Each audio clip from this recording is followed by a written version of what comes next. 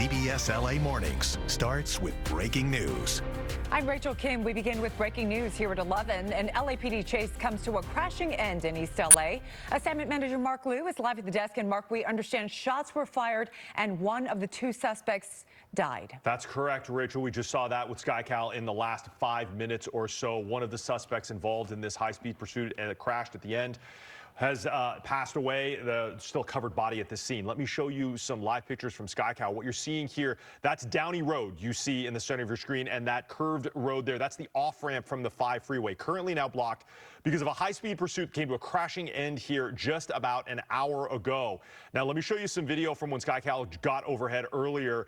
LAPD says it was about 9:45, right around 10 a.m. that they began chasing that black BMW 430i you see in the center of your screen. It was in downtown LA near Central and 8th Street. The want on that vehicle, they said, was a Code 6 Charles suspect. That's the police code for a wanted felony suspect. Now, there were 2 people in that car, refused to comply with officers' commands, and the pursuit was on, got on the 5 freeway, headed southbound to the Downey Road off-ramp of the 5 freeway, where that car spun out and collided with this LAPD police cruiser. You see right there, there's some front-end damage. There was a 25-year-old female police officer in that car. She's being checked out for some very minor injuries. She does not need to go to the hospital. But at the conclusion of that crash, one of the suspects apparently got out, the driver, and there was a confrontation with LAPD. Shots were fired. No suspects were injured, but that driver did go down on the side of the car. Then the passenger finally surrendered. You can see SkyCal caught video of him slowly coming out of the car. It's impossible that the door was not able to be opened. Now, LAPD officers,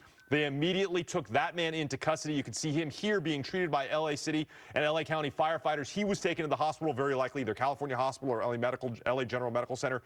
That's not very far away. But the driver was still down on the ground, possibly hit by gunfire on the driver's side of the vehicle. Now, SkyCal caught videos, they zoomed in here, of LAPD officers approaching that driver and then dragging him out of that position. Now, they took him to a more open area of the off-ramp, and that's unfortunately where it appears firefighter and fire paramedics declared that man dead, as that vehicle is now covered. This is going to be a use of force investigation here on the Downey Road off-ramp, so expect that to be closed for quite some time. We'll try to get some information on that 25-year-old officer that did have some minor injuries from that crash as well. That's it here from the desk. Rachel, I'll send it back to you. Thank you for the update, Mark.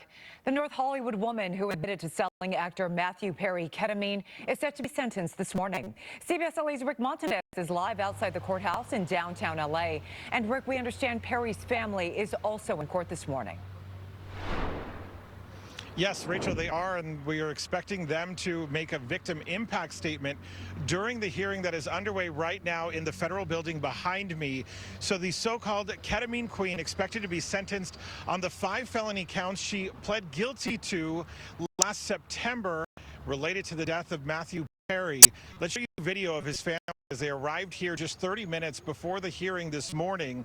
So this is video of Perry's mother, Suzanne Perry, and his stepfather, Keith Morrison, arriving here at federal court. No doubt this is likely to be an emotional day for them. We're expecting to hear from them during the sentencing. In fact, Perry's stepmother, Debbie Perry, submitted a statement to court yesterday, and I want to read part of it to you.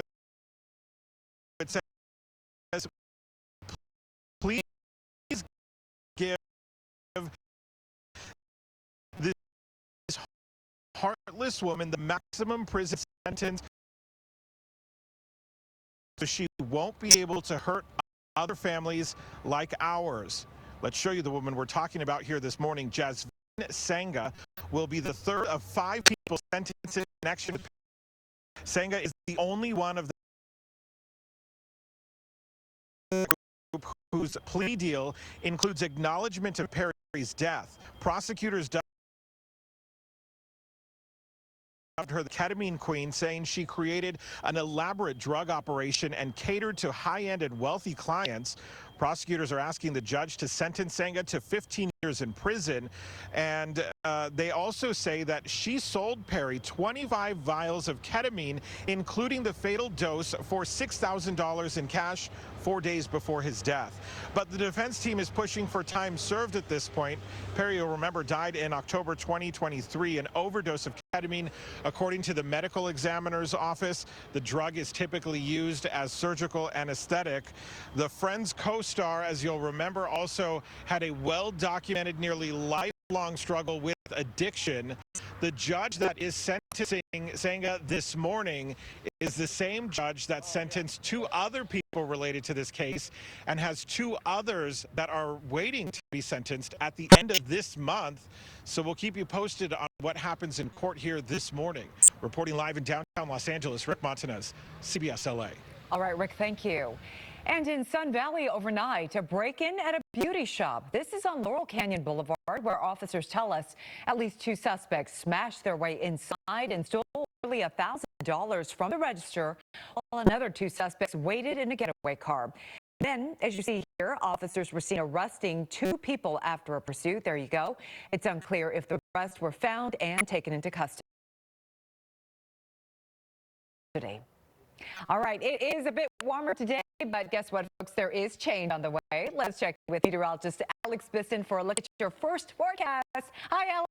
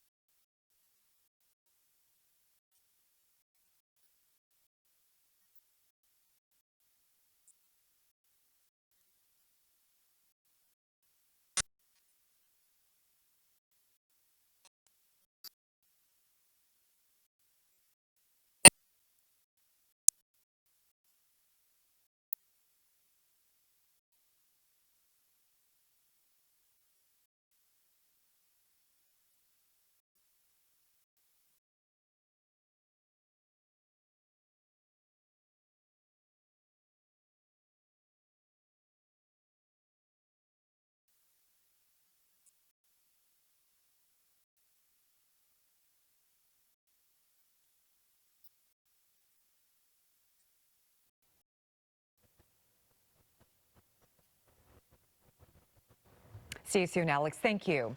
Developing in the Middle East, Iran has shut down the Strait of Hormuz again, saying Israeli attacks against Hezbollah and Lebanon are violating the ceasefire announced last night. The White House saying moments ago that Vice President J.D. Vance will lead the U.S. team in talks in Pakistan, trying to negotiate a permanent end to the war. Speaking in Hungary this morning, Vance called it a fragile truce. If the Iranians are willing, in good faith, to work with us, I think we can make an agreement. If they're going to lie, if they're going to cheat, if they're going to try to prevent even the fragile truce that we've set up from taking place, then they're not going to be happy. Getting ships flowing through the Strait of Hormuz will continue to be a key point in negotiations. The Associated Press, citing a regional official directly involved in the negotiations, said the plan allows for both Iran and Oman to charge fees for ships to move through the strait. But this morning, the White House says President Trump is opposed to tolls for ship passage through the strait. Stunning images from the far side of the moon. The Artemis crew sharing the amazing sights. Plus, important changes you need to know about if you plan on traveling to Europe soon.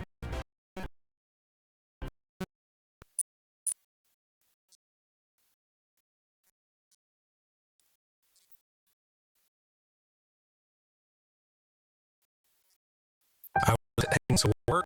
The lady behind me was on her phone and just smacked into me so hard. I suffered a pretty big injury, and I also couldn't work. Larry H. Parker really went out there and fought my battle. He took care of my medical bills. It was amazing.